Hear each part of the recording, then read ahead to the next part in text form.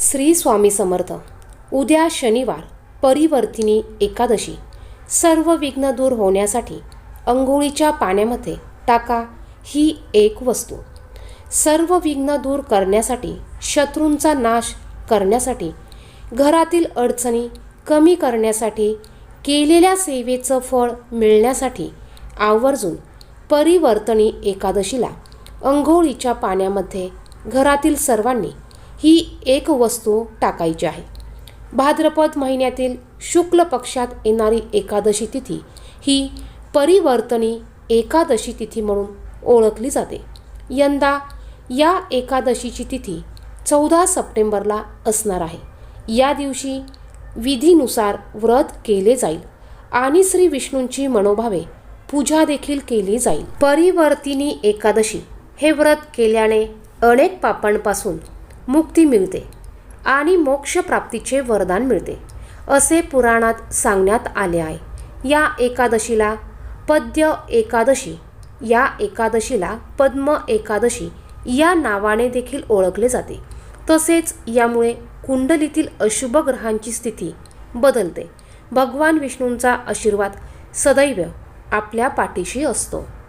एकादशीच्या दिवशी सर्वात महत्त्वाची वस्तू म्हणजे आपल्याला अंघोळीच्या पाण्यामध्ये गंगाजल टाकायचं आहे. मग ते तुम्ही एखाद्या पवित्र नदीचं आणलेलं असेल तरी चालेल किंवा तुम्ही दुकानातून विकत आणून ठेवू शकता. यानंतर दुसरी वस्तू म्हणजे अंघोळीच्या पाण्यामध्ये तुम्हाला चिमूटभर हळद टाकायची आहे. हळद ही भगवान श्रीहरी विष्णू यांना अतिशय प्रिय आहे आणि माता लक्ष्मीला देखील प्रिय आहे.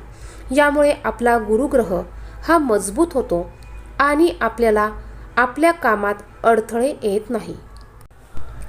यानंतर तुम्ही अंघोळीच्या पाण्यामध्ये तुळशीचं पान टाकायचं आहे.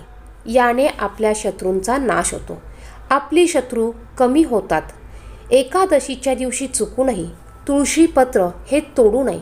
तुळशीपत्र नसेल तर तुम्ही विकत आणू शकतात किंवा खाली पडलेलं तुळशीपत्र उचलून ते तुम्ही वापरू शकतात. त्यानंतर तुम्ही खडे मीठ देखील अंघोळीच्या पाण्यामध्ये टाकायचं आहे. यामुळे आपल्यात असलेली निगेटिव्ह ऊर्जा, नकारात्मक ऊर्जा कमी होण्यास मदत होते. आता तुमच्याकडे यापैकी जेवढ्या वस्तू असतील तेवढ्या वस्तू तुम्ही टाकू शकतात.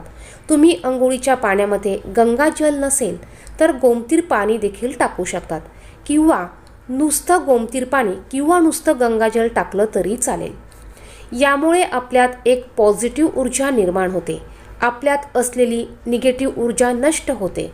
आपल्या घरातील वातावरण सकारात्मक होते आणि आपण केलेल्या सेवेचं, पूजेचं संपूर्ण फळ आपल्याला मिळते आणि आपल्याला भगवान श्रीहरी विष्णू आणि माता लक्ष्मी यांचा देखील आशीर्वाद प्राप्त होतो.